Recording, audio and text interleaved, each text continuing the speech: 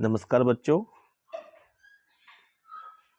मैं आचार्य पवन कुमार मिश्रा अभ्युदय प्लेटफॉर्म से आप सभी लोगों को भारतीय संविधान एवं राज्य व्यवस्था की जो क्लास है वो ले रहे हैं। बच्चों, पिछले मेरे वीडियो जो हैं वो इसी YouTube चैनल में पड़े हुए हैं, तो जो बच्चे हमारे और भी क्लास देखना चाहते हैं अध्याय 1 से लेकर के जो अब तक क्लासें हुई हैं वो आप एक बार जा करके मतलब YouTube पे सर्च करके देख सकते हैं। आप सभी के लिए सुविधा के अनुरूप मैंने मतलब क्या नाम से इस सारी पॉलिटी का जो क्लास है वो YouTube पे डालने का सोचा है। तो आप लोगों का अगर प्यार मिलता रहा तो मैं सारे जो वीडियो हैं छोटे छोटे वीडियो बना करके आप सभी लोगों के मध्य पहुंचा दूंगा, और इससे आपको जो भी परीक्षाएं हैं, वनडे एग्ज़ाम हो या स्टेट PCS हो, उसमें तो बराबर हेल्प करेंगे ही करेंगे, साथ ही UPSC के लिए भी बहुत ही बेनिफिट होगा। आज चर्चा हम करते हैं फंडामेंटल राइट की बात करते हैं, क्योंकि राइट सभी लोग चाहते हैं। ठीक है, जैसे कहते हैं मूल अधिकार। तो विश्व के सभी जितने भी लोकतांत्रिक देश हैं, गणराज्य हैं, वो सारी लोकतांत्रिक देशों में नागरिकों को मूल अधिकारों का प्रावधान किया गया है, फंडामेंटल राइट का प्रावधान किया गया है। ठीक है, लोकतांत्रिक प्रणाली में मौलिक अधिकार वह अधिकार हैं जो किसी व्यक्ति के जीवन, स्वतंत्रता और उसके संपूर्ण व्यक्तित्व के समुचित एवं बहुमुखी विकास के लिए आवश्यक होते हैं।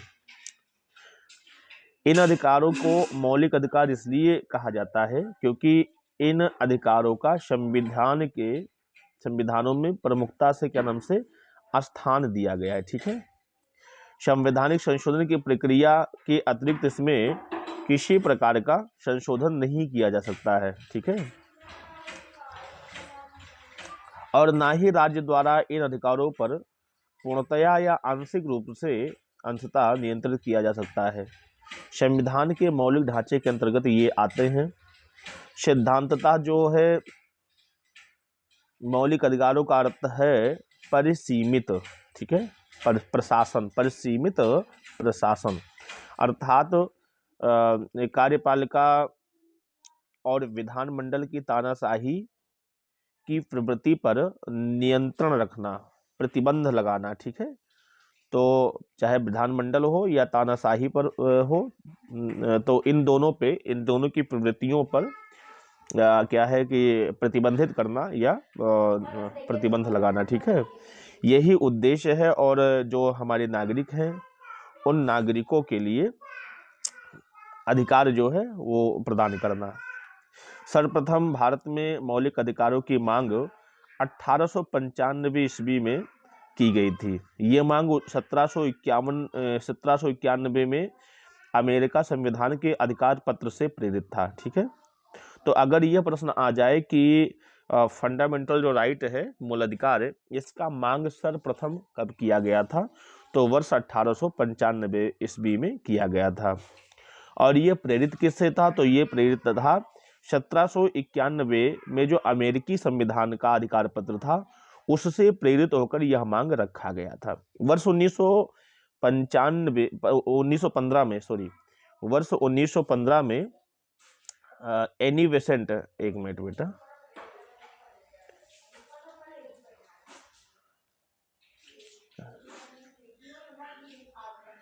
ये कहाँ गया?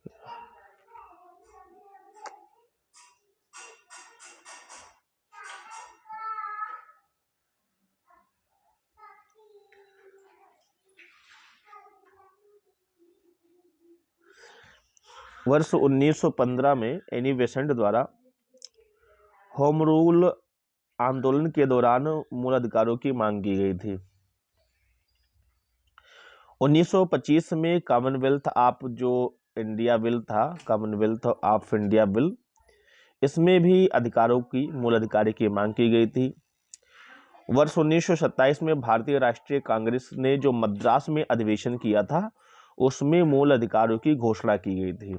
तो समय समय पर मूल अधिकारों का मांग होता रहा, और परामर्श समिति की सिफारिश के अनुशंसा पर संविधान में मूल अधिकार को शामिल किया गया। किसके समिति पे? परामर्श समिति पे। ठीक है, ये ध्यान रखना बेटा, परामर्श समिति पे, परामर्श समिति से। ठीक है, परामर्श समिति से ये जो है मांग की, मतलब इसको क्या नाम से अनुशंसा पे इसको शामिल कर दिया गया था, किसमें, भारतीय संविधान में। ठीक है, तो ये ध्यान रखना है। भारतीय संविधान के भाग 3 में जो अनुच्छेद 12 से लेकर 35 तक है वो मूल अधिकारों का प्रावधान किया गया है। और अब ये कुल वर्तमान में जो हमारे भारतीय संविधान है, तो भारतीय संविधान में वर्तमान में 6 मूल अधिकार हैं। जैसे समता का अधिकार अनुच्छेद 14 से 18 तक है, स्वतंत्रता का अधिकार अनुच्छेद 19 से 22 तक है, शोषण के विरुद्ध अधिकार अनुच्छेद 23 से 24 तक है, और धर्म की स्वतंत्रता का अधिकार अनुच्छेद 25 से 28 तक है। सांस्कृतिक और शिक्षा संबंधी अधिकार 1929-30 तक है, और संपत्ति का अधिकार 1931, जिसको अब रिमूव करके अनुच्छेद 300A 44वां संविधान संशोधन अधिनियम 1978 तक इसे मूल अधिकार से हटा करके कानूनी अधिकार में शामिल कर दिया है। इसलिए पहले 7 अधिकार थे और अब जो मूल अधिकार है वो 6 है वर्तमान में, क्योंकि जो संपत्ति का अधिकार है उसे रिमूव कर दिया गया है। और जो 7वां है, मतलब छठा क्रम के दृष्टि से 7वां है, और वैसे जो दृष्टि है वो छठा ही है, संवैधानिक उपचारों का अधिकार अनुच्छेद नंबर 32 से 35 तक। तो ये हमने एक मतलब एक टेबल में ही है, आप चाहें तो इसको लिख करके और याद कर लेना। ठीक है, यहाँ से प्रश्न आता है, बनता है बेटा। वर्ष 1931 में कांग्रेस ने कराची अधिवेशन में मूल अधिकारों की मांग की। ठीक है, 27 फरवरी 1947 को संविधान सभा में सरदार वल्लभ भाई पटेल की अध्यक्षता में मूल अधिकार परामर्श समिति का गठन किया गया। इस उप समिति के सदस्य थे के.एम. पणिक्कर, राजकुमारी Amrita Kaur, KM. Munshi, JB. Kripalani, Meenu Masani, K.T.. Shah और अल्लादी कृष्णस्वामी अय्यर। तो बेटा जो इसमें नए नाम है, जैसे मीनू मसानी हो गई, राजकुमारी अमृता कौर तो जानते ही होंगे, जे.बी. कृपलानी, ये सब तो कुछ नाम हैं जो थोड़े नए हैं, जिनको आपको ध्यान रखना है, क्योंकि जब प्रश्न बनता है तो इसी प्रकार से बनता है कि उप समिति के सदस्य इसमें से कौन नहीं थे। तो ऐसे कुछ नाम दे देंगे और क्या नाम से आपसे पूछेंगे, तो अगर आपके नज़र में सब रहेगा बात तो आप आसानी से प्रश्न को हल कर सकते हैं। 44वीं संविधान संशोधन जो 1978 के द्वारा जो संपत्ति का अधिकार है उसे मूल अधिकार की सूची से हटा दिया गया। तो ये प्रश्न बन सकता है कि कौन से संविधान संशोधन अधिनियम से, तो 44वें संविधान संशोधन अधिनियम से। ठीक है, क्या हटा दिया, संपत्ति का अधिकार जो था वो मूल अधिकार की सूची से हटा दिया गया है। इसलिए वर्तमान में कुल 6 मूल अधिकार है, और जब नहीं हटाया था तो मूल अधिकारों की संख्या कितनी थी, 7 थी। ठीक है, जब संविधान निर्माण हुआ था तब मूल अधिकारों की संख्या कितनी थी, तो 7 थी, और वर्तमान में मूल अधिकारों की संख्या कितनी है, तो 6 है। 7वां कौन सा था, जो संपत्ति का अधिकार है, उस संपत्ति का अधिकार को क्या नाम से मूल अधिकार से हटा दिया गया और उसको कानूनी अधिकार के रूप में मान्यता दे दी गई। ठीक है, मूल अधिकार की जो विशेषताएं हैं बेटा उसकी चर्चा करें, तो मूल अधिकार केवल भारतीय नागरिकों के लिए ही उपलब्ध है, ये ध्यान रखना है। ठीक है, कुछ मूल अधिकार केवल भारतीयों के लिए उपलब्ध हैं, जैसे अनुच्छेद 15 है, अनुच्छेद 16 है, अनुच्छेद 19 है, अनुच्छेद 29 है और अनुच्छेद 30 है। ठीक है, ये असीमित नहीं है बेटा, ये वादी योग्य है और उचित प्रतिबंधों के अधीन है। अगर आपको क्या नाम से अधिकार दिया गया है तो इसमें भी कुछ उपबंध हैं। अब ये नहीं है कि आप उसका दुरुपयोग करें, संविधान के दायरे में रह करके मूल अधिकारों का प्रयोग कर सकते हैं। ठीक है, दुरुपयोग नहीं कर सकते हैं, ये असीमित नहीं है, वाद योग्य है।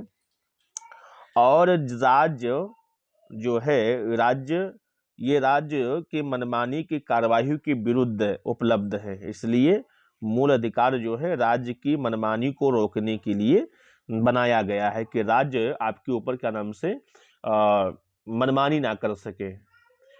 जैसे क्या नाम से, जैसे कोई आपका प्रतिद्वंदी है जो आपसे द्वेष रखता है और वो क्या नाम से विधायक बन जाए और क्या नाम से फिर आप और वो क्या नाम से चालान, जैसे आप वो प्रतिशोध लेने के लिए जैसे आपने 4 साल पहले किसी का क्या नाम से किसी को गाड़ी का टक्कर मारा था, तो अब वो कानून बना दे कि मतलब गाड़ी से टक्कर मारने वाले को कैद की सजा है, तो वो जो सजा का प्रावधान है जब वो पारित होगा तभी वह क्या नाम से प्रभावी होगा। ये नहीं कि 4 साल पहले आपने कोई घटना किया था और प्रभावी हुआ तो 4 साल पहले वाला जो दंड है वो आपको मिलेगा, ऐसा नहीं है। जिस दिन कानून पारित होता है उस दिन से प्रभावी होता है। पहले जो आपने किया है उसका दंड उसको आपको मतलब क्या नाम से दंड नहीं मिलेगा, ठीक है। तो कुछ नकारात्मक विशेषता रखते हुए कुछ सकारात्मक विशेषता है।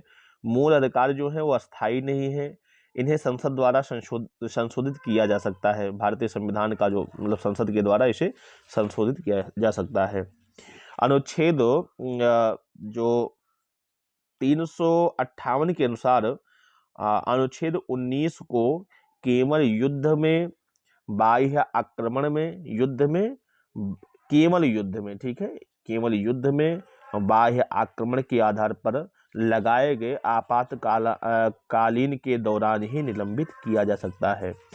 इसे सशस्त्र विद्रोह के कारण लगाए गए आपातकाल में निलंबित नहीं किया जा सकता। तो यह प्रश्न बेटा बन सकता है कि जो भारतीय संविधान में अनुच्छेद 19 है वो कब क्या नाम से उस पर प्रतिबंध कब लगाया जा सकता है। तो ये ध्यान रखने योग्य बात है कि जो अनुच्छेद हमारा 19 में जो हमको अधिकार मिला हुआ है वो केवल और केवल जब बाह्य आक्रमण होता है, किसी विदेशी शक्ति का हमारे देश पे आक्रमण होता है, तभी वो आपके राइट सस्पेंड हो सकते हैं।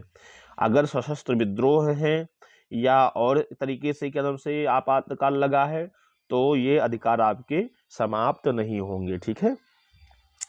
अनुच्छेद 359 के अनुसार अनुच्छेद 19 के अतिरिक्त संविधान के भाग 3 में वर्णित किन अधिकारों का कितने समय व कितने क्षेत्र में निलंबन होगा, इसके लिए राष्ट्रपति आदेश जारी करेगा। यद्यपि जो है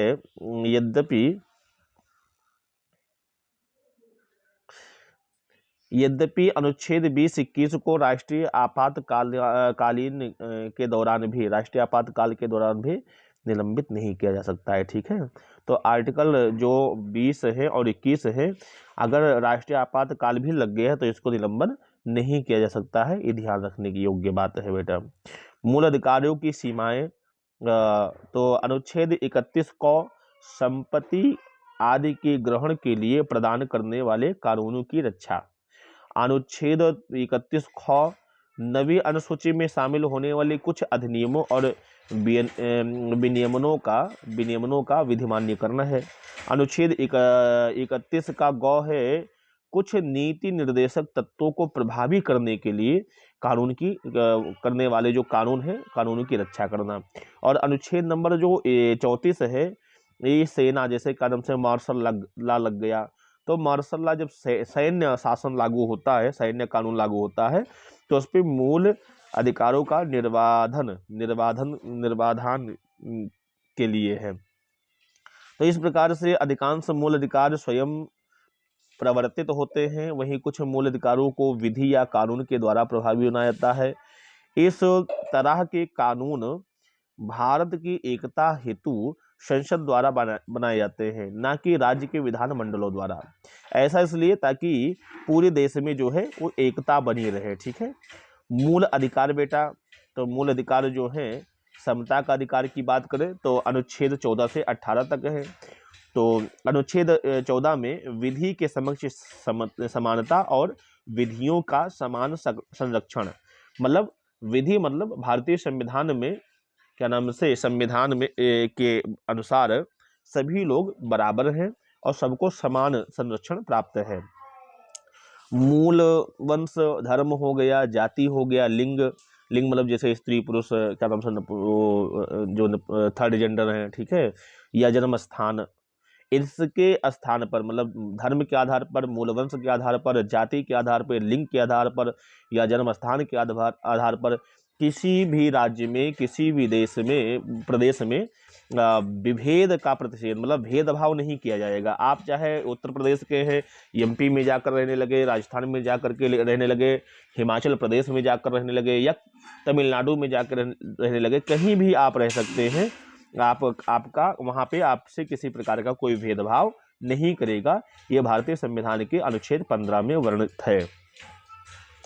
लोक नियोजन में अवसर की समानता, अनुच्छेद 16। तो अनुच्छेद मतलब 16 में जैसे लोक नियोजन कार्य जो भी सोशल वेलफेयर कार्य हैं, तो आप क्या नाम से किसी भी जात पंथ से है, संप्रदाय से है, धर्म से है, तो सरकार जो भी कानून बनाएगी सबके लिए बराबर के लिए बनाएगी, बराबरी के लिए बनाएगी। किसी व्यक्ति विशेष को लाभ देने के लिए सरकार, राज्य सरकार या केंद्र सरकार कोई भी ऐसा कानून नहीं बना सकती है जो क्या नाम से किसी एक व्यक्ति विशेष को लाभ पहुँचे। सरकार सबके लिए जो है सोशल वेलफेयर का कार्य करेगी। महिलाओं के लिए, बच्चों के लिए, अशक्त निःशक्त जनों के लिए या अति पिछड़े वर्गों के लिए विशेष उपबंध सरकार कर सकती है। ठीक है।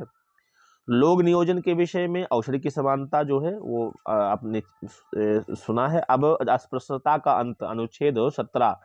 तो भारतीय संविधान के अनुसार भारत के किसी भी भूभाग में, किसी भी क्षेत्र में लोगों के साथ किसी भी प्रकार का भेदभाव नहीं करा जाएगा और छुआछूत जो है उसका उन्मूलन कर दिया गया और छुआछूत को मानना एक दंडनीय अपराध की श्रेणी में रख दिया गया। ठीक है।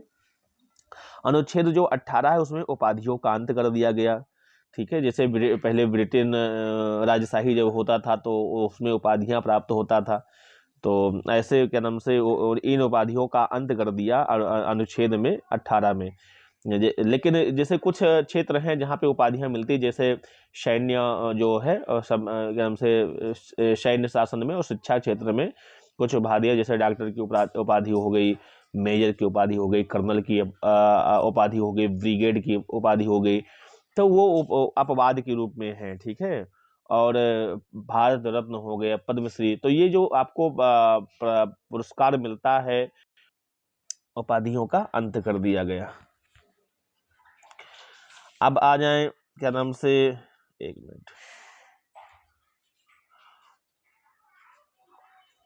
स्वतंत्रता का अधिकार। तो स्वतंत्रता का अधिकार जो है वो भारतीय संविधान के अनुच्छेद 19 से 22 तक में वर्णन है। तो स्वतंत्रता का अधिकार जो है वो 6 प्रकार से स्वतंत्रता से संबंधित 6 अधिकारों का संरक्षण अनुच्छेद 19 में प्राप्त है। जैसे वाक और अभिव्यक्ति, बोलने की आज़ादी और अपना मत रखने का अधिकारी मतलब जो है अधिकारी, ये आपको मिला है अनुच्छेद 19 के तहत। सम्मेलन करने का अधिकार है। ठीक है। आप मतलब सम्मेलन कर सकते हैं कहीं भी, लेकिन हाँ ये है सशस्त्र सम्मेलन नहीं कर सकते, अस्त्र शस्त्र लेकर के सब सम्मेलन नहीं कर सकते हैं। निरायुध सम्मेलन मतलब क्या नाम से कोई आयुध लेकर, कोई अस्त्र शस्त्र लेकर मतलब सम्मेलन नहीं कर सकते हैं। बिना अस्त्र शस्त्र का सम्मेलन करने का अधिकार है, संघ बनाने का अधिकार है। ठीक है। सोसाइटी बनाने के लिए कहीं भी किसी भी राज्य क्षेत्र में आबाद संचरण करने का अधिकार, जाने आने का अधिकार, निवास करने के लिए मतलब आप कहीं भी किसी भारत देश के अंदर किसी भी राज्य में जाकर के आप बस सकते हैं, निवास कर सकते हैं, निवास करने का अधिकार है। और पेशा करने, वृत्ति अपनाने का अधिकार। अब इसमें भी संविधान के दायरे में रह करके आप अपनी वृत्ति जीविका के लिए कर सकते हैं। अब ये नहीं है कि क्या नाम से आपको संविधान में दे रखा है 19 में कि आप पेशा कर सकते हैं, तो आप चोरी का पेशा नहीं कर सकते हैं, डकैती का पेशा नहीं कर सकते हैं, हत्या बलात्कार का पेशा नहीं कर सकते हैं। ठीक है। आप वही पेशा कर सकते हैं जो नैतिक हो, अनैतिक पेशा नहीं कर सकते हैं। तो ऐसे मतलब क्या नाम से आपको ये अधिकार दे रखा है। और अपराधों के लिए दोष सिद्ध के संबंध में संरक्षण अनुच्छेद 20 के तहत है। इसका मतलब ये है कि अगर आपने कोई अपराध किया है तो आपको क्या नाम से आपकी जो गवाही है बिना किसी जोर दबाव के आपको क्या नाम से गवाही के लिए बाध्य नहीं किया जा सकता है देने के लिए। आपके ऊपर कोई मतलब जैसे पहले होती थी, पुलिस कोई अपराध कोई करता था तो उसको पीट पीट के लेके आते तो कहते थे बोल इसको मतलब क्या नाम से ये आपको कहना होगा डर, ठीक है। तो इससे संरक्षण देने के लिए अनुच्छेद जो है 20 के तहत आप क्या नाम से अपराधी के लिए क्या नाम से आप क्या नाम से आवश्यक नहीं है कि मतलब आपसे जोर जबरदस्ती से आपको कोई बयान दिलाया जाए, और पुलिस के द्वारा दिया गया जो बयान होगा, दिलाया गया बयान जो होगा वो अमान्य रहेगा। मजिस्ट्रेट के सामने जाकर के जो व्यक्ति मतलब जब आप स्वयं ही स्वीकार कर लेंगे और साक्ष्य प्रस्तुत करेंगे तो ही आपके ऊपर कार्यवाही होगी, ठीक है। प्राण और दैहिक स्वतंत्रता से संरक्षण भारतीय संविधान के अनुच्छेद 21 में बताया गया है। प्राथमिक शिक्षा का अधिकार भारतीय संविधान के अनुच्छेद 21 क में बताया गया है, ठीक है। कुछ दशाओं में गिरफ्तारी और निरोध से संरक्षण अनुच्छेद 20 में बताया गया है। शोषण के विरुद्ध अधिकार की बात करें बेटा तो अनुच्छेद 23 और 24 में है। मानव दुर्व्यापार और बलात् श्रम का प्रतिषेध अनुच्छेद वो 23 में किया गया है। तो मानव के साथ जैसे बंधुआ मजदूरी कहते हैं ना, तो बंधुआ जैसे पहले होता था, गरीब लोग होते थे गांव में शहरों में, तो जमींदार लोग उनको क्या नाम से लोन देते थे, कर्जा देते थे, और क्या नाम से जब वो कर्जा पाटने में असमर्थ होता था तो उसके यहाँ घर में क्या नाम से मजदूरी कम वेतन पे और या फ्री में, ठीक है, बिना वेतन का उसे रखते थे और केवल खाने पे मतलब रख करके और उसके साथ में अमानवीय व्यवहार करते थे और क्या नाम से वो हरवाह के रूप में घर में रहता था, काम करता रहता था, ठीक है। तो इसका प्रतिषेध कर दिया गया। मानव और बलात् श्रम, जबरदस्ती किसी को ले करके अपने फैक्ट्री में रख देना, उससे काम करवाना, जबरदस्ती किसी से काम करवाना, तो इसका प्रतिषेध कर दिया गया भारतीय संविधान के अनुच्छेद 23 में। कारखानों आदि में बालकों के नियोजन का प्रतिषेध कर दिया गया।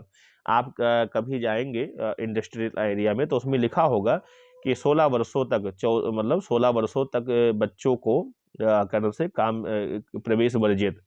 तो बहुत जगह ऐसा रहेगा कि कारखानों में जहाँ पे लिखा होता है, स्पष्ट रूप से लिखा होता है कि मतलब 12 से 16 वर्षों तक बच्चों का इस कारखाना में प्रवेश वर्जित है, मतलब उनको नहीं लिया जाएगा।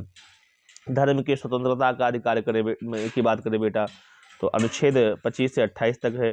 तो अनुच्छेद 25 में लिखा है कि अंतःकरण की और धर्म के अबाध रूप में मानने के लिए, आचरण करने के लिए, प्रचार करने का जो है अधिकार है, स्वतंत्रता है, ये मिला हुआ है अनुच्छेद 25 के अंतर्गत। तो अगर आपका कोई व्यक्ति आपके वेश को लेकर के, कोई व्यक्ति आपके धर्म को लेकर के, या कोई व्यक्ति आपसे क्या नाम से आपके इष्ट को लेकर के देव मतलब गाली गलौज करता है, मतलब क्या नाम से भेदभाव करता है, तो उसे रिलीजियस प्रोसिक्यूशन के मतलब श्रेणी में आएगा और वो व्यक्ति आप उसके विरुद्ध जाकर के उच्चतम न्यायालय या उच्च न्यायालय में कार्यवाही के लिए मांग कर सकते हैं और उस व्यक्ति को कार्यवाही उसके ऊपर होगी, ठीक है। धार्मिक मामलों के प्रबंधन की स्वतंत्रता क्या नाम से अनुच्छेद 26 के अंतर्गत दिया गया है। तो कोई भी व्यक्ति मतलब चाहे अपने धर्म के लिए कमेटी का गठन कर सकता है, क्या नाम से उसमें सदस्यों को जोड़ सकता है, अपने धर्म का प्रचार कर सकता है, अपने मत का प्रचार प्रसार कर सकता है, ठीक है। ये अनुच्छेद जो है 26 के अंतर्गत स्वतंत्रता मिली हुई है। विशिष्ट धर्म की अभिवृद्धि के लिए करों के संदाय के बारे में स्वतंत्रता विशिष्ट धर्मों के लिए अनुच्छेद 27 में बताया गया है कि आप अगर कोई मंदिर या ट्रस्ट या कोई बना रखे हैं तो अपने धर्म के संरक्षण के लिए, अपने मंदिर के रख रखाव के लिए और उसको भव्यता दिव्यता देने के लिए, उसकी वृद्धि के लिए आप लोगों से कर मांग सकते हैं, मतलब क्या नाम से उनसे सदस्यता शुल्क ले सकते हैं, ठीक है, दान ले सकते हैं, चंदा ले सकते हैं।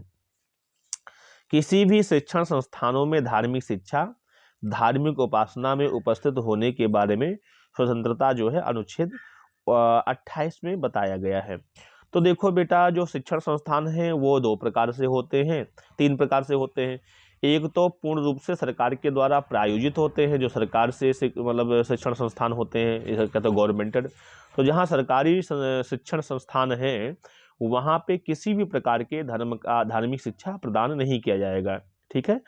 परंतु कुछ होता है राज्य और केंद्र, मतलब राज्य और धार्मिक ट्रस्ट के क्या नाम से सहयोग से चलता है।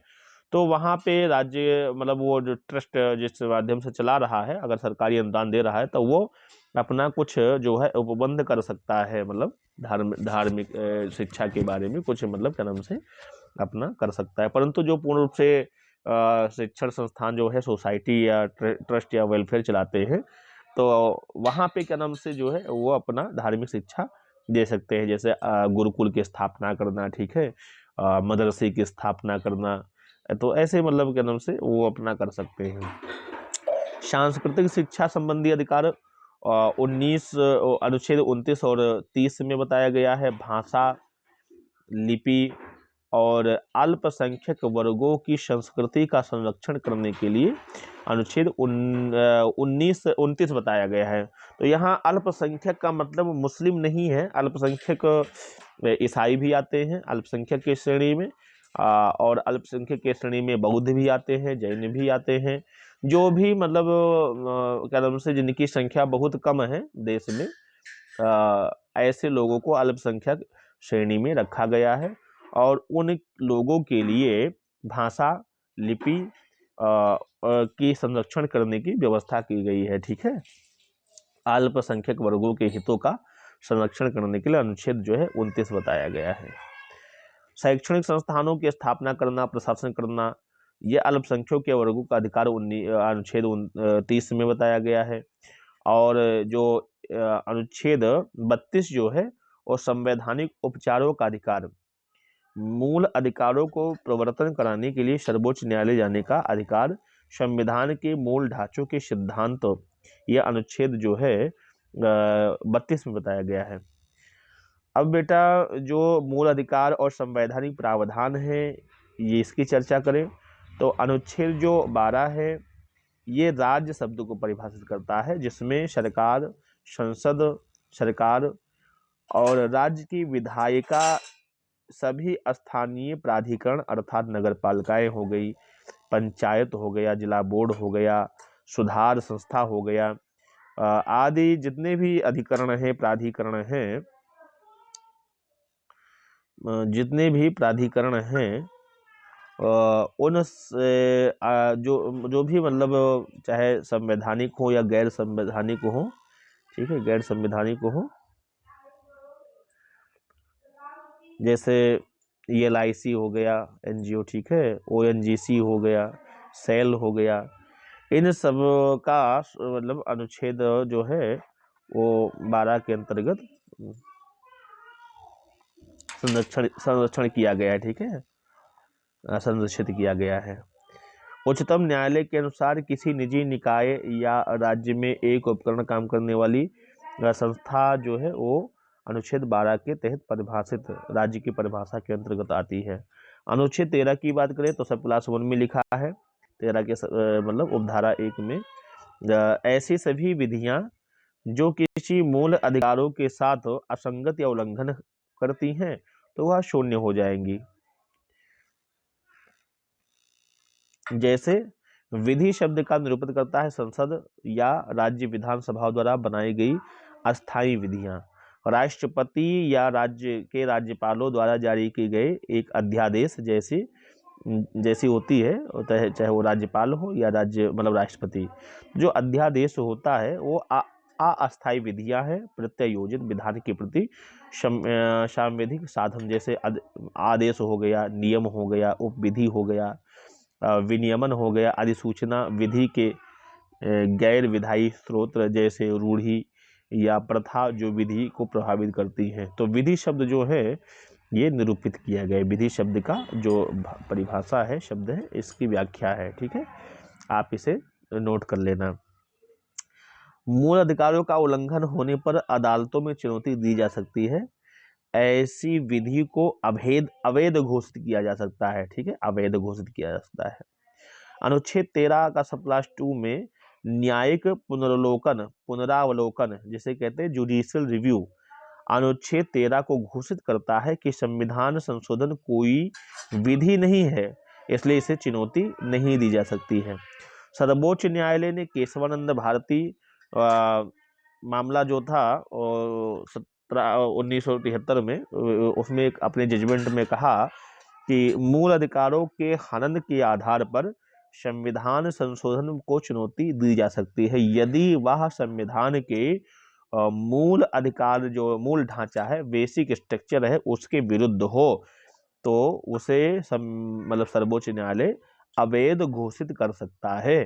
ठीक है, तो ये बताया गया है। अनुच्छेद 14 राज्य के किसी भी व्यक्ति को विधि के समक्ष समानता या राज्य क्षेत्र में विधियों के समान संरक्षण मना नहीं करेगा। ठीक है, विधि के समक्ष समानता का अधिकार ब्रिटिश अवधारणा नकारात्मक अवधारणा है, जबकि विधियों के समान संरक्षण की बात अगर करें अमेरिकी की अवधारणा तो यह सकारात्मक अवधारणा है।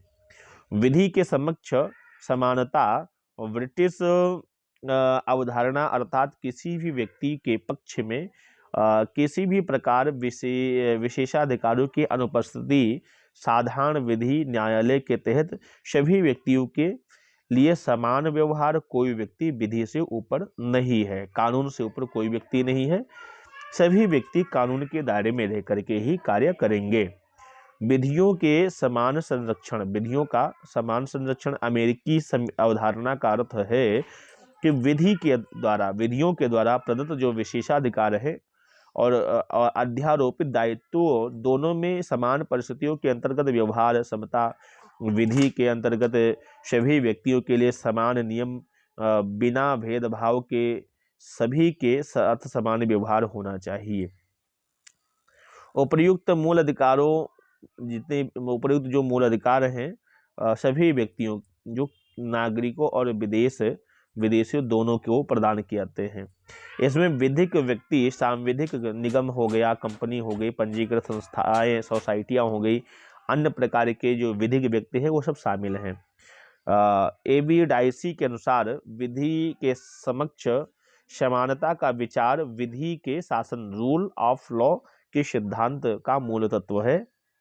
विधि के समक्ष समता के अपवाद भी हैं, जैसे भारत के राष्ट्रपति और राज्यपाल, विदेशी संप्रभु और राजनयिकों, UNO और उसकी अन्य संस्थाओं को विशेष शक्तियां प्रदान की गई हैं। ठीक है, विशेष शक्तियां प्रदान की गई हैं।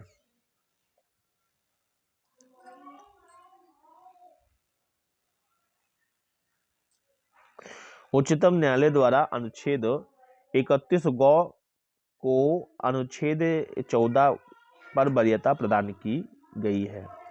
अनुच्छेद 361 को संसद और राज्य के विधान मंडलों की कार्यवाहियों के प्रशासन का संरक्षण कोई भी व्यक्ति संसद या राज्य विधायिका की किसी भी क्षेत्र कार्यवाहियों से संबंधित विषय वस्तु का प्रकाशन समाचार पत्र में करता है तो उस पर किसी भी प्रकार का दीवानी या फौजदारी का मुकदमा देश के किसी भी न्यायालय में नहीं चलाया जा सकेगा। अनुच्छेद 105 की बात करें तो संसद के सदस्यों के संसदीय विशेषाधिकार है। अनुच्छेद 194 की बात करें तो राज्य की विधायिका या उनकी समिति के सदस्यों को विशेषाधिकार प्राप्त है। अनुच्छेद 15 के कुछ आधारों पर विभेद का प्रतिषेध। राज्य केवल धर्म, जाति, मूल वंश, लिंग या जन्म स्थान के आधार पर किसी भी नागरिक के साथ भेदभाव नहीं करेगा। यह प्रावधान राज्य और निजी व्यक्तियों के द्वारा भेदभाव पर रोक लगाता है। अनुच्छेद 15 का उपधारा 3 और 4 में बताया गया है कि देश में आरक्षण का मूलभूत आधार है। अनुच्छेद 15 का उपधारा जो 3 है, 15 का धारा 3 के तहत विभेद से प्रतिषेध के इस सामान्य नियम के 4 अपवाद हैं। जो राज्य को महिलाओं और बच्चों के लिए विशेष प्रावधान करने की अनुमति प्रदान करते हैं। राज्य के सामाजिक शैक्षणिक रूप से जो भी पिछड़े वर्ग हैं, अनुसूचित जाति हैं, अनुसूचित जनजाति हैं, उनकी उन्नति के लिए विशेष उपबंध कर सकता है। ठीक है, ये राज्य का दायित्व है। अनुच्छेद 15 का सब क्लास जो 4 अनुच्छेद 15 का धारा जो 4 है, इसके तहत राज्य सामाजिक और शैक्षणिक रूप से पिछड़े वर्गों या अनुसूचित जाति और अनुसूचित जनजाति की उन्नति के लिए शैक्षणिक संस्थाओं में जो अल्पसंख्यक जो शैक्षणिक संस्थान है उनको छोड़ करके बाकी जितने भी शैक्षणिक संस्थान हैं उनके मतलब के में प्रवेश के लिए कोई विशेष नियम बना सकता है। नागरिकों के किसी भी आर्थिक रूप से कमजोर उन्नति के लिए भी ऐसा कर सकता है। तो अनुच्छेद 15 में यह बात बताया गया है। अनुच्छेद 16 की बात करें बेटा, तो नहीं 15 के ही धारा 6 में अपवाद के रूप में 93 संविधान संशोधन में अधिनियमित केंद्रीय शैक्षणिक संस्थान प्रवेश में आरक्षण अधिनियम 2006 IIT और सभी केंद्रीय शैक्षणिक संस्थानों में अन्य पिछड़ा वर्गों के लिए भी आरक्षण का प्रावधान किया गया है। शैक्षणिक संस्थानों में आर्थिक रूप से जो कमजोर वर्ग हैं उनके आरक्षण की अपवाद 15 का धारा 6 और 16 के 6 के अनुसार को 2019 के 113वें संविधान संशोधन अधिनियम जोड़ा गया था। केंद्र सरकार ने 2019 में आदेश जारी किया कि आर्थिक रूप से कमजोर वर्ग जिसे EWS, ठीक है, इकोनॉमिकल वीकर सेक्शन जो भी है को शैक्षणिक संस्थानों में प्रवेश के लिए आरक्षण का प्रावधान किया गया है।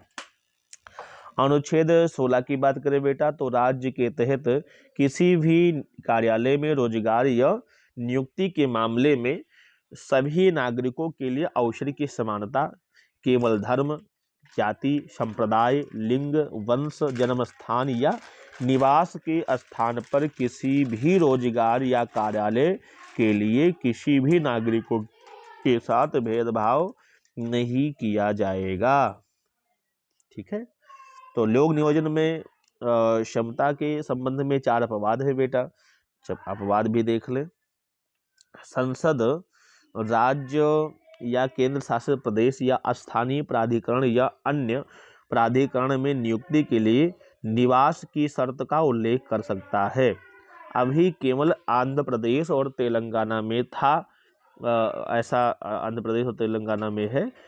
ठीक है, और भी कई छोटी छोटी नौकरियों में होता है, जैसे उत्तराखंड में अभी जैसे उत्तराखंड आरओ का एग्ज़ाम निकला था तो उसमें भी यह निवास का शर्त रख दिया था कि आप उत्तराखंड के निवासी हैं, ठीक है, तो ही आप फार्म भर सकते हैं। तो ऐसा राज्य अपने कर सकते हैं, उनको मौका मिल जाता है मनमानी करने का। ठीक है, राज्य किसी भी पिछड़े वर्ग के पक्ष में नियुक्तियों या पदों के आरक्षण का प्रावधान कर सकता है जिसका राज्य सेवाओं में पर्याप्त रूप से प्रतिनिधित्व नहीं है। विधि के अनुरूप किसी भी संस्था जैसे धार्मिक या संप्रदाय से संबंधित या कार्यकारी परिषद के सदस्य के धार्मिक आधार पर व्यवस्था की जा सकती है। राज्य को किसी भी आर्थिक रूप से कमजोर वर्ग के नागरिकों की नियुक्ति के पक्ष में आरक्षण का प्रावधान करने की अनुमति दी गई है। अनुच्छेद 17 की बात करें बेटा, तो अस्पृश्यता का अंत कर दिया गया। किसी भी रूप में अस्पृश्यता का निषेध, जो अस्पृश्यता है उसे अपराध अधिनियम 1955 जिसे 1976 में संशोधित किया गया और नया नाम नागरिक अधिकार संरक्षण अधिनियम 1955 कर दिया गया। अस्पृश्यता शब्द को संविधान या अधिनियम में परिभाषित नहीं किया गया है। मैसूर उच्च न्यायालय ने अनुच्छेद 17 के मामले में कहा कि इसे शाब्दिक या व्याकरणिक अर्थ में नहीं समझना चाहिए क्योंकि यह ऐतिहासिक रूप से विकसित हुआ है। इसके आधार पर कुछ वर्गों पर सार्वजनिक निर्योग्यता थोप दी गई है, जबकि कुछ व्यक्तियों के सामाजिक बहिष्कार या धार्मिक सेवाओं आदि से इनका बहिष्कार नहीं किया गया है। उच्चतम न्यायालय ने अनुच्छेद 17 के तहत व्यवस्था दी कि अस्पृश्यता के अपराधों की जांच राज्य का संवैधानिक दायित्व होगा ताकि इस अधिकार का उल्लंघन ना हो। ठीक है, इस अधिकार का उल्लंघन ना हो और इसके हनन को रोकने के लिए आवश्यक कदम उठाए जाएं। अनुच्छेद 18 की बात करें बेटा तो उपाधियों का अंत। आज बेटा हो सकता है वीडियो लंबा बन जाए, ठीक है, क्योंकि बहुत कुछ पढ़ना है आपको। यहाँ से प्रश्न भर भर के आते हैं, ठीक है, 2-2 3-3 प्रश्न यहाँ से पूछे जाते हैं, तो आप इसको तैयार रखें। यह राज्य के किसी व्यक्ति को, चाहे वो भारतीय नागरिक हो या विदेशी हो, किसी भी उपाधि, सैन्य और शैक्षणिक सम्मान को छोड़ करके प्रदान करने से निषेध करता है। मतलब उपाधियों का अंत, तो राज्य के किसी भी व्यक्ति को, चाहे वो भारत का नागरिक हो या विदेशी हो, किसी भी उपाधि, जैसे हम अगर बाहर रह रहे हैं, अमेरिका में मुझे कोई उपाधि मिलेगी तो उस उपाधि को हम राष्ट्रपति के संज्ञान में लाएंगे, राष्ट्रपति के निर्देशानुसार ही उपाधि को ग्रहण करेंगे या नहीं ग्रहण करेंगे। और उन उपाधियों का क्या नाम से, वैसे उपाधि वहाँ का हम ग्रहण नहीं कर सकते हैं, ठीक है, हाँ, राष्ट्रपति के संज्ञान में, सरकार के संज्ञान में उसे लाया जाएगा, ठीक है।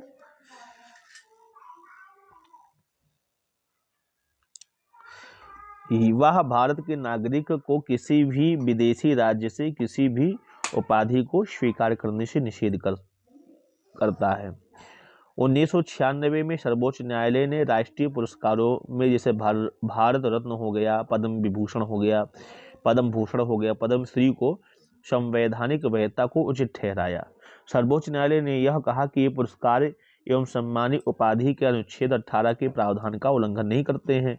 सर्वोच्च न्यायालय ने यह भी कहा कि पुरस्कार पाने वाले व्यक्ति के द्वारा प्रत्यय या उपसर्ग के रूप में उसका प्रयोग नहीं किया जाना चाहिए, अन्यथा वह उन्हें पुरस्कार वापस देना होगा। जैसे आपको भारत रत्न मिल गया तो ऐसा आप नहीं कर सकते हैं कि पवन कुमार मिश्रा भारत रत्न, या भारत रत्न पवन कुमार मिश्रा, या भारत रत्न प्रणब मुखर्जी, या भारत रत्न के नाम से सुषमा स्वराज, ऐसा नहीं कर सकते हैं। आप अपने नाम के सरनेम के आगे भारत रत्न नहीं लगा सकते या पद्म विभूषण नहीं लगा सकते। हाँ, आपको अधिकार, आपको पुरस्कार मिला है, और अगर आप नाम के सरनेम लगाते हैं तो वो पुरस्कार को आपको वापस करना पड़ेगा, ठीक है। तो ये सर्वोच्च न्यायालय ने अपने आदेश में जारी किया गया था, ठीक है। राज्य के तहत लाभ या विश्वास पत्र धारण करने वाला कोई भी व्यक्ति किसी भी विदेशी राज्य से या उसके अधीन किसी भी रूप में कोई भी भेंटी, उपलब्धि या पद राष्ट्रपति के सहमत के बिना उसे स्वीकार नहीं कर सकता है। अनुच्छेद 19 की बात करें बेटा तो स्वतंत्रता का अधिकार। भारतीय संविधान में जो अनुच्छेद 19 है उसमें 6 प्रकार के अधिकारों को दिया है, ठीक है। वाक और अभिव्यक्ति की स्वतंत्रता का अधिकार, शांतिपूर्वक निरायुध मतलब शस्त्र रहित होकर सम्मेलन करने का अधिकार, संगम या संघ बनाने का, सहकारी संस्था बनाने का अधिकार, एनजीओ आदि, ठीक है। भारत के राज्य क्षेत्र में सर्वत्र अबाध संचरण का अधिकार। लेकिन कुछ ऐसे क्षेत्र हैं जो आदिवासी क्षेत्र बाहुल्य है, तो वहाँ पे इनर लाइन परमिट की व्यवस्था की गई है, तो इनर लाइन परमिट लेने के बाद ही आप उस क्षेत्र में प्रवेश कर सकते हैं। भारत के राज्य क्षेत्र के किसी भी भाग में निवास करने का अधिकार है, बसने का अधिकार है, कोई भी जीविका अपनाने का अधिकार, वृत्ति मतलब पेशा। अब आपको इतना कुछ अधिकार दे दिया तो वृत्ति का मतलब ये नहीं है कि आप चोरी डकैती लूट मार की भी पेशा अपना ले, ऐसा नहीं है। आप जो संविधान में जीविका उपार्जन के लिए जो मतलब संवैधानिक जो मतलब आपकी वृत्ति है उसे ही आप केवल अपना सकते हैं। उपजीविका व्यापार कारोबार करने का अधिकार है। अब डकैती का व्यापार नहीं कर सकते, लूट मार का व्यापार नहीं कर सकते हैं, हत्याएं बलात्कार, ठीक है। तो आप ऐसा कोई अनैतिक जो भी व्यापार है वो आप नहीं कर सकते, नैतिक व्यापार कर सकते हैं, ठीक है।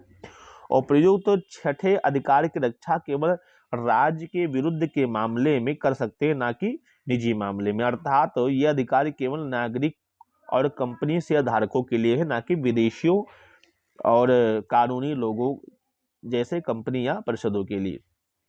इन 6 अधिकारों पर अनुच्छेद 19 में वर्णित अधिकार पर ही उचित प्रतिबंध लगा सकता है। मूल रूप से अनुच्छेद 19 में 7 अधिकार थे।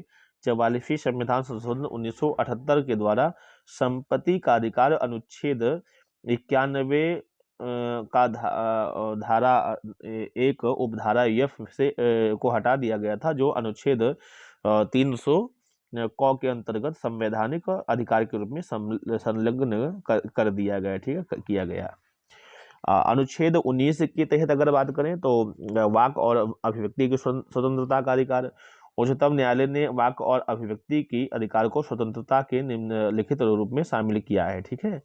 जैसे अपने विचारों के साथ साथ दूसरे के विचारों को प्रसारित करने का अधिकार है, प्रेस की जो भी मतलब स्वतंत्रता है, व्यावसायिक विज्ञापनों की स्वतंत्रता है, फोन टैपिंग के विरुद्ध अधिकार है, प्रसारित करने का अधिकार अर्थात सरकार को इलेक्ट्रॉनिक मीडिया पर कोई एकाधिकार नहीं है। किसी राजनीतिक दल या संगठन द्वारा आयोजित बंद करने का अधिकार, सरकारी गतिविधियों के बारे में जानने का अधिकार, शांति का अधिकार, अखबार पर पूर्ण प्रतिबंध के विरुद्ध अधिकार, प्रदर्शन और विरोध का अधिकार, लेकिन हड़ताल करने का अधिकार नहीं है।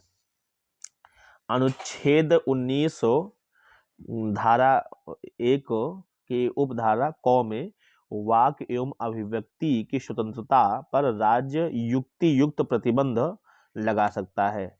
प्रतिबंध लगाने का आधार इस प्रकार से, जैसे भारत की संप्रभुता और अखंडता, राज्य की सुरक्षा, विदेशी राज्यों के साथ मैत्रीपूर्ण संबंध, सार्वजनिक आदेश, शिष्टता, नैतिकता, न्यायालय की अवहेलना, मानहानि और अपराध में संलिप्तता। अनुच्छेद 19 का धारा 1 19 के धारा 1 उपधारा ख में शांतिपूर्वक सभा सम्मेलन करने की स्वतंत्रता। सभी नागरिकों को बिना हथियारों के शांतिपूर्वक संगठित होने का अधिकार, सार्वजनिक सभा करने का अधिकार, प्रदर्शन करने का अधिकार, जुलूस निकालने का अधिकार प्रदान किया गया है। इस स्वतंत्रता का उपयोग केवल सार्वजनिक भूमि पर बिना हथियार के किए जा सकते हैं। यह व्यवस्था हिंसा, अव्यवस्था, गलत संगठन, सार्वजनिक शांति को भंग करने के लिए नहीं है। इस अधिकारों में हड़ताल करने का अधिकार भी शामिल नहीं है। भारत की संप्रभुता और अखंडता, सार्वजनिक आदेश धारा 144 की बात करें तो आपराधिक प्रक्रिया संहिता 1973 मजिस्ट्रेट एक सभा, बैठक या जुलूस को रोक सकता है। मानव जीवन के लिए खतरा, स्वास्थ्य का या सुरक्षा, सार्वजनिक जीवन में व्यवधान या दंगा भड़काने का आधार अगर है तो इस आधार पे मजिस्ट्रेट जो डीएम होता है, डिस्ट्रिक्ट कलेक्टर बोलते हैं, वो क्या नाम से धारा 144 लगा सकता है। किसके तहत? आपराधिक प्रक्रिया संहिता 1973 के तहत। भारतीय दंड संहिता की धारा 141 के तहत 5 या इससे अधिक व्यक्तियों का संगठन को गैर कानूनी घोषित कर सकता है यदि किसी भी कानून या कानूनी प्रक्रिया के निष्पादन का विरोध किया गया हो, ठीक है, करना, किसी व्यक्ति की संपत्ति पर बलपूर्वक अधिकार कर लेना, ठीक है, तो किसी आपराधिक कार्य की चर्चा करना, ठीक है, किसी व्यक्ति को गैर कानूनी कार्य करने के लिए विवश कर देना, सरकार या उसके कर्मचारियों को उनकी विधायी शक्तियों के प्रयोग हेतु तो धमकाना। तो ऐसा अगर कोई आधार है तो आपकी जो ट्रस्ट है, जो एनजीओ है, उसको क्या नाम से प्रतिबंधित कर सकती है, ठीक है। अनुच्छेद 19 के धारा 1 क उपधारा ग में संगम या संघ बनाने का अधिकार। सभी नागरिकों को संगम या संघ या सहकारी समिति को गठित करने का अधिकार है। जैसे राजनीतिक दल हो गया, कंपनी हो गया, साझेदारी फॉर्म हो गया, समितियां होगी, क्लब हो गए, संगठन हो गया, ट्रेड यूनियन हो गया, ठीक है। लोगों की अन्य इकाई बनाने का अधिकार है। यह न केवल संगम या संघ बनाने का अधिकार प्रदान करता है बल्कि उन्हें नियमित रूप से संचालित करने का अधिकार करता है और प्रचार करने का अधिकार करता है, ठीक है। उचित प्रतिबंध, मूल अधिकार पर राज्य उचित प्रतिबंध लगा सकता है। जैसे भारत की संप्रभुता, एकता, अखंडता, सार्वजनिक आदेश, नैतिकता पर ट्रेड यूनियन के लिए उच्चतम न्यायालय ने यह व्यवस्था दिया है कि मोल भाव या सौदेबाजी करने, हड़ताल करना, तालाबंदी करने का कोई अधिकार नहीं है। हड़ताल करने के अधिकार को उपयुक्त औद्योगिक कानून के द्वारा नियंत्रित किया जा सकता है। अनुच्छेद 19 की धारा 1 का घ के अनुसार आबाद संचरण का अधिकार है। प्रत्येक नागरिकों को आबाद रूप से समस्त भारत के में संचरण करने का अधिकार है। जो राज्य एक राज्य से दूसरे राज्य में या एक राज्य के भीतर भारत की एकता, राष्ट्रीय भावना को बढ़ावा देती है। उचित प्रतिबंध आम जनता के हित में किसी अनुसूचित जनजाति, ठीक है, के हितों के संरक्षण के लिए राज्य उचित रूप से प्रतिबंध लगा सकता है। उच्चतम न्यायालय के अनुसार सार्वजनिक स्वास्थ्य और नैतिकता के आधार पर संचरण के अधिकार को प्रतिबंधित किया जा सकता है। देश के बाहर घूमने की स्वतंत्रता का अधिकार अनुच्छेद 21 में दिया गया है। अनुच्छेद 19 के अनुसार राज्य युक्त प्रतिबंध लगा सकता है। देश के कई हिस्से में जनजातियों को अपनी संस्कृति संरक्षण हेतु अपने नियम और कानून बनाने का अधिकार है। निवास अधिकार और घूमने का अधिकार एक दूसरे के पूरक हैं।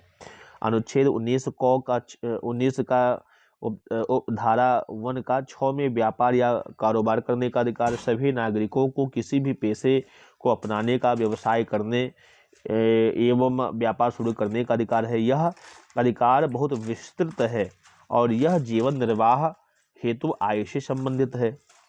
राज्य सशक्त की बात करें बेटा, तो वह किसी भी पेशे या व्यवसाय के लिए आवश्यक व्यवसायिक तकनीकी योग्यताओं को आवश्यक ठहरा सकती है। किसी भी व्यापार, व्यवसाय, उद्योग या सेवा को पूर्ण या आंशिक रूप से स्वयं जारी रख सकता है। राज्य को अपने एकाधिकार को सही ठहराने की आवश्यकता नहीं है। इस अधिकार में ऐसा पेशा या व्यवसाय का व्यापार शामिल नहीं है जो अनैतिक या खतरनाक हो। इन राज्य इन पर पूरी तरह से प्रतिबंध लगा सकता है या संचालन करने का लाइसेंस को अनिवार्यता कर सकता है। ठीक है। अनुच्छेद 20 की बात करें तो अपराध के लिए दोष सिद्धि के संबंध में संरक्षण। अनुच्छेद 20 किसी भी अभियुक्त या दोषी करार व्यक्ति, चाहे वो नागरिक हो या विदेशी कानूनी व्यक्ति, ठीक है, कंपनी या परिषद के विरुद्ध मनमानी और अतिरिक्त सजा से संरक्षण प्रदान करता है। कोई व्यक्ति किसी अपराध के लिए तब तक दोषी नहीं ठहराया जाएगा जब तक कि उसने कार्य करने के समय जो अपराध के रूप में आरोपित हैं किसी प्रवृत्ति विधि का अतिक्रमण नहीं किया है। किसी व्यक्ति के अपराध के लिए दंड का निर्धारण अपराध करते समय प्रवृत्ति विधि के अनुसार किया जाएगा। नवीन निर्मित विधि के अनुसार दंड अधिक नहीं दिया जा सकता है। किसी व्यक्ति को एक ही अपराध के लिए एक से अधिक बार दंडित नहीं किया जाएगा। किसी भी अपराध के लिए अभियुक्त किसी व्यक्ति को खुद के विरुद्ध गवाह बनने के लिए विवश नहीं किया जाएगा। मौखिक और दस्तावेजी साक्ष्यों दोनों के लिए इसका विस्तार दीवानी सुनवाई पर हो सकती है या जो सुनवाई आपराधिक प्रवृत्ति की ना हो। अनुच्छेद 21 प्राण और दैहिक स्वतंत्रता की बात करें, किसी व्यक्ति को उसके प्राण या दैहिक स्वतंत्रता से विधि द्वारा स्थापित प्रक्रिया के अनुसार ही वंचित किया जाएगा, अन्यथा नहीं। गोपालन बनाम मद्रास राज्य 1950 में कार्यपालिका के विरुद्ध संरक्षण प्रदान करता है या मनमानी कार्यकारी कार्यवाही के खिलाफ स्वेच्छा उपलब्ध है, ना कि विधानमंडलीय प्रक्रिया के विरुद्ध। व्यक्तिगत स्वतंत्रता केवल व्यक्ति या व्यक्ति के शरीर से संबंधित स्वतंत्रता की बात होती है बेटा। व्यक्ति के जीवन, अब यहाँ पे आता है मेनका गांधी बनाम जन्म से मेनका गांधी का जो केस है 1978 में अनुच्छेद 21 में व्यापक व्याख्या। ठीक है, व्यक्ति की जीवन और व्यक्तिगत स्वतंत्रता के अधिकार को विधि द्वारा वंचित नहीं किया जा सकता है बशर्ते उस विधि द्वारा निर्धारित प्रक्रिया या उचित निष्पक्ष न्यायपूर्ण हो। जीवन का अधिकार, मानवीय गरिमा के साथ जीवन जीने का अधिकार। व्यक्तिगत स्वतंत्रता की बात करें बेटा तो व्यापक आयाम और इसमें कई प्रकार के अधिकार शामिल हैं जो किसी व्यक्ति को स्वतंत्रता का गठन करते हैं। अनुच्छेद 21 क शिक्षा का अधिकार। राज्य 6 से लेकर 14 वर्ष की सभी आयु के सभी बालक को निःशुल्क और अनिवार्य शिक्षा प्रदान करेगा। ठीक है, ये आपका जो है शिक्षा का अधिकार शामिल है अनुच्छेद क में। अनुच्छेद 21 क। वर्ष 19 1993 में उच्चतम न्यायालय ने अनुच्छेद 21 के तहत मुफ्त शिक्षा अधिकार को मान्यता दी। 21वां संविधान संशोधन अधिनियम 2002 सभी के लिए शिक्षा नागरिकों के अधिकार के मामले में दूसरी क्रांति की तरह उठाया गया कदम था। भाग 4 का अनुच्छेद 45 राज्य के नीति निर्देशक तत्व मुक्त और अनिवार्य शिक्षा का उपबंध करता है। 6 वर्ष से कम आयु के बच्चों के लिए प्रारंभिक बाल्यावस्था देखरेख और शिक्षा का उपबंध करता है। भारत के प्रत्येक नागरिकों का यह कर्तव्य होगा प्रतिपाल्य के लिए 6 से लेकर 14 वर्ष तक अपने बच्चों को शिक्षा का अवसर प्रदान कराएगा। अनुच्छेद 51 क में वर्णित है। ठीक है। अनुच्छेद 22 की कुछ दशाओं में गिरफ्तारी और निरोध से संरक्षण है। अनुच्छेद 22 किसी व्यक्ति को गिरफ्तारी एवं निरोध से सुरक्षा प्रदान करता है। जैसे गिरफ्तारी का कारण जानने का अधिकार। अगर कोई आपके पास आ जाए, कोई भी पुलिस आ जाए और जबरदस्ती आपको पकड़ करके कारागृह में डाल नहीं सकता है, आप उससे पूछ सकते हैं कि भाई आपने क्या नाम से हमको किस लिए गिरफ्तार कर रहे हैं, उसका कारण बताओ। ठीक है। आप उससे नोटिस मांग सकते हैं कि आपके पास में क्या अधिकार है मुझे गिरफ्तार करने का। ठीक है। तो उसका कारण जानने का अधिकार है। और आपको विधि विशेषज्ञ के सहायता लेने का अधिकार है। कहने का मतलब ये है कि आप अपने सुरक्षा के लिए वकील रखने का अधिकार है। आप वकील रख सकते हैं। ठीक है। वकील से परामर्श कर सकते हैं और उनको वो आप विधिवेत्ता को रख सकते हैं। ठीक है। अनुच्छेद 22 का धारा 22 के धारा 1 में बताया गया है, इस भाग में साधारण कानून के तहत हिरासत में लिए गए व्यक्ति को निम्न अधिकार प्राप्त है। ठीक है। गिरफ्तार करने के आधार पर सूचना देने का अधिकार। ठीक है। अगर आपको कोई भी पुलिस या कोई भी व्यक्ति मतलब आकर के कोई पुलिस आपको गिरफ्तार करता है तो उससे पहले उसको सूचना देना पड़ेगा। ठीक है। सूचना के अनुसार आपको जाकर के पेश होना है। अगर आप नहीं पेश होते हैं, सूचना आपको मिला और सूचना के बाद आप नहीं गए, तो आपको अधिकार मतलब उसके पास है, वो आपको मतलब गिरफ्तार कर सकता है। सूचना मिलने के बाद में आपको क्या नाम से वकील के पास जाने का अधिकार है। ठीक है। तो सूचना देने आपको अधिकार है उस व्यक्ति से सूचना मांगने का कि मुझे किस आधार पे आप गिरफ्तार कर रहे हैं। विधि के व्यवसाय अर्थात वकील से परामर्श करने का अधिकार है अपनी प्रतिरक्षा के लिए, क्योंकि वकील आपकी रक्षा के लिए तो होता है, आपकी सुरक्षा के लिए होता है। मजिस्ट्रेट के समक्ष 24 घंटे के भीतर यात्रा के समय को छोड़ करके, ठीक है, यात्रा के समय को मिला करके पेश किए जाने का अधिकार है। मजिस्ट्रेट के द्वारा उसके बिना अतिरिक्त निरोध के 24 घंटे के में ही रिहा करने का अधिकार। अगर मजिस्ट्रेट चाहे तो आपको 24 घंटे के भीतर रिहा कर सकता है, छोड़ सकता है, और मजिस्ट्रेट के ऊपर फिर डिपेंड होता है कि आपको क्या मतलब क्या करना है, अपराध का किस प्रकार का अपराध है। कुछ सुरक्षा एजेंसी व्यक्ति या निवारक हिरासत कानून के अंतर्गत व्यक्ति को गिरफ्तार कर सकती है। जैसे आप क्या नाम से भारत में दंगा भड़काने की सोच रहे हैं और पुलिस को पता चल जाती है कि आप क्या नाम से दंगा भड़काने के बारे में सोच रहे हैं या कहीं पे बम ब्लास्ट करने वाले हैं, तो आपको फौरन मतलब बिना कोई नोटिस दिए, ठीक है, बिना कोई कारण दिए आपको तुरंत ही गिरफ्तार कर सकती है। क्योंकि उससे क्या है, भारत मतलब जो है भारत की हिंसा और ये एकता मतलब तुरंत ही मतलब भारत में हिंसा न भड़के, इसलिए आतंकवादी कार्यवाही में अगर आप लिप्त हैं तो भी आपको तुरंत मतलब सुरक्षा एजेंसी गिरफ्तार कर सकती हैं। वो निवारक हिरासत कानून के अंतर्गत जो है वो क्या नाम से आपको सुरक्षा एजेंसी गिरफ्तार कर सकती हैं। अनुच्छेद 22 की मतलब धारा 2 में कहा गया है कि इस दूसरे दंड विषयक कानून के तहत हिरासत में लिए गए व्यक्ति के अधिकार का वर्णन है। तो जैसे यह सुरक्षा नागरिकों के साथ साथ विदेशी नागरिकों के लिए भी उपलब्ध है। जब तक सलाहकार बोर्ड विस्तृत और उचित कारण ना बताए तब तक किसी व्यक्ति को हिरासत 3 महीने से अधिक नहीं बढ़ाई जा सकती है। बोर्ड में उच्च न्यायालयों के न्यायाधीश होंगे।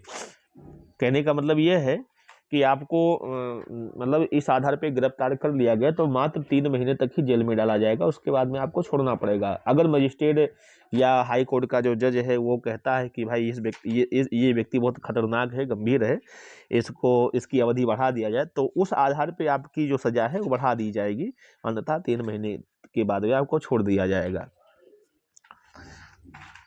क्योंकि आप उनको लगता है कि आपके द्वारा आपके बाहर निकलने से एकदम से देश में दंगा और मतलब एकदम से भड़क सकता है, तो इस आधार पे आपको गिरफ्तार कर सकता है।